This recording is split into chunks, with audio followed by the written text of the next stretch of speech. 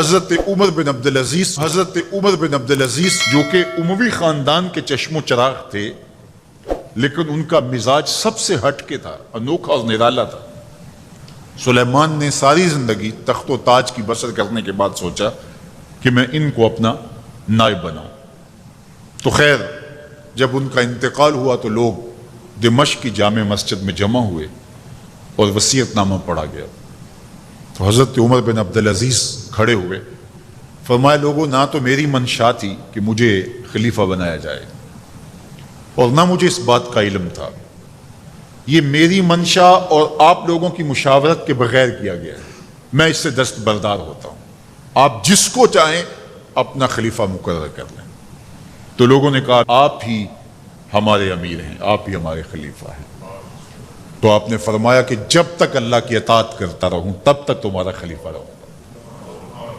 اور پھر آپ نے حکم نامہ جاری کیا کہ میری جتنی جائیداد ہے ساری بیت المال میں جمع کروائی جائے گی، اور جتنے بھی اموی شہزادے تھے ان کی جائیدادیں جو ان لوگوں کے ضبط کی ہوئی تھی سب کو بھاگ کے صدقات ضبط کرنے کا حکم نامہ جاری کیا۔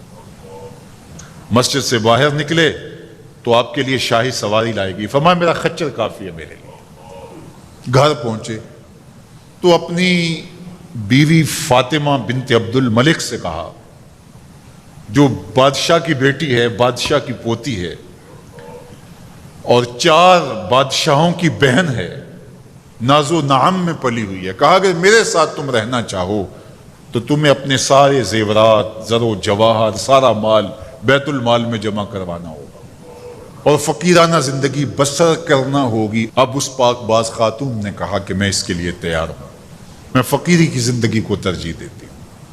اب حضرت عمر رضی اللہ تعالیٰ عنہ نے صرف 2 سال 5 ماہ اور کچھ دن حکومت کی، اور 3 بر اعظموں پر سلطنت اسلامیہ پھیلی ہوئی تھی، اور آپ روتے تھے کہ ان لوگوں کا حق بھی میرے اوپر بلا مطالبہ ہے جو دنیا کے کسی بھی خطے کے اوپر اس سلطنت کی حدود میں بستے ہیں۔ عید کا موقع آیا، عیدگاہ میں جب لوگ ایک دوسرے کو مل رہے تھے تو امیر المومنین کے بیٹوں کے کپڑے خستہ تھے، پرانے تھے، پیوند لگے ہوئے تھے۔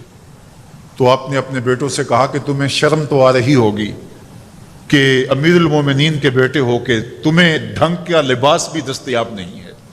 تو آپ کا ایک بیٹا عبد الملک بن عمر بن عبدالعزیز جو آپ کی زندگی میں انتقال کر گیا تھا، اس نے کہا ہمیں اس بات پہ فخر ہے کہ ہمارے باپ نے خیانت نہیں کی ہے، ہمارا باپ دیانتدار ہے۔ جب گھر آتے ہیں تو آپ کی بیٹیاں آپ کو عید مبارک کہتی ہیں، آپ سے ملتی ہیں، لیکن منہ پہ کپڑا دھرا ہوا ہے۔ تو حضرت عمر رضی اللہ تعالیٰ عنہ عمر بن عبدالعزیز بولتے ہیں کہ بیٹی آپ نے چہرے کے اوپر کپڑا کیوں رکھا ہوا ہے؟ تو وہ کہتی ہیں ہم نے کچے پیاز سے آج کھانا کھایا ہے، تو اس لیے ہم نے کپڑا رکھا ہے کہ آپ اس کی سمیل محسوس نہ کریں۔ تو حضرت عمر بن عبدالعزیز رو پڑتے ہیں اور فرماتے ہیں کہ کس باپ کا جی نہیں چاہتا کہ میری اولاد آسودہ ہو، لیکن میں آخرت سے ڈرتا ہوں۔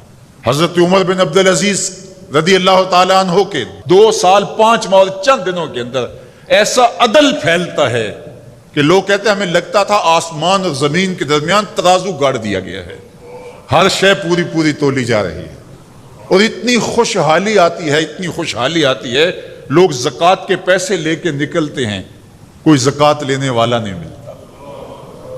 ایک علاقے کے لوگ حضرت عمر بن عبدالعزیز کو خط لکھتے ہیں کہ حضرت زکوٰۃ کا کیا کریں؟ فرمایا غریبوں کو دے۔ کہا کوئی غریب رہا ہی نہیں، تو کہا کہ اچھا آپ اس طرح کریں کہ جن کی شادیاں نہیں ہوئی ان کا مہر ادا کر کے شادیاں کروا دیں۔